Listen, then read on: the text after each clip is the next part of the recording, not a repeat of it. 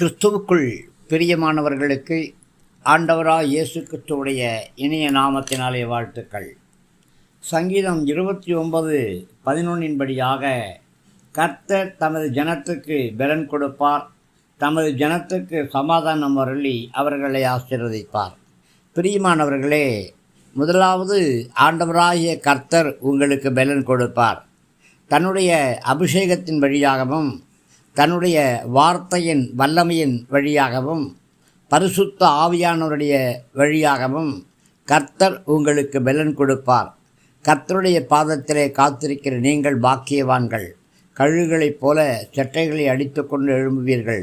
நடந்தாலும் ஓடினாலும் நீங்கள் இளைத்து போவது கிடையாது, சோர்ந்து போவது கிடையாது. கர்த்தர் உங்களுக்கு பலன் கொடுப்பார். பிரியமானவர்களே, கர்த்தர் உங்களுக்கு சமாதானம் அருளுவார். ஆமேன். உலகம் தர முடியாத சமாதானத்தை கர்த்தர் உங்களுக்கு தருவார். இதோ என்னுடைய சமாதானத்தை உங்களுக்கு வைத்து போகிறேன், உலகம் தருகிற பிரகாரமாக அல்ல, என்னுடைய சமாதானத்தையே உங்களுக்கு தருகிறேன் என்று கர்த்தர் வாக்கு பண்ணியிருக்கிறார். அவர் சமாதானத்தின் தேவன். கண்டிப்பாக உங்களுடைய வாழ்க்கையிலே சமாதானம் உண்டாகும். உங்களுடைய ஊழியங்களிலே சமாதானம் உண்டாகும். உங்களுடைய திருச்சபைகளிலே சமாதானம் உண்டாகும். நீங்கள் இருக்கிற இடங்களிலே சமாதானம் உண்டாகும். மூன்றாவதாக கர்த்தர் உங்களை ஆசீர்வதிப்பார். வானத்தையும் பூமியும் படைத்த கர்த்தராலே நீங்கள் ஆசீர்வதிக்கப்பட்டவர்கள். ஆண்டவராகிய கர்த்தர் எடுத்துக்கொள்ளப்பட்ட பொழுது செய்த நிறைவான ஒரு காரியம் என்ன? தன்னுடைய 2 கரங்களையும் உயர்த்தி கர்த்தர் அவர்களை ஆசீர்வதித்தார்.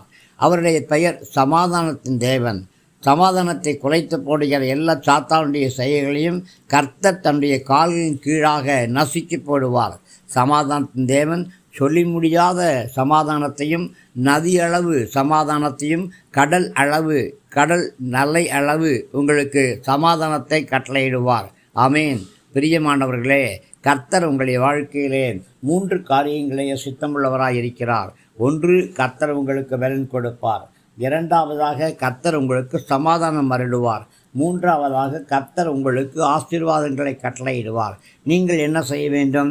நீங்கள் அவருடைய பாதத்திலே அமர்ந்திருந்து ஆராதித்து கர்த்தரை துதித்து ஸ்தோத்தரித்து கர்த்தருடைய நாமத்தை மகிமைப்படுத்த வேண்டும்.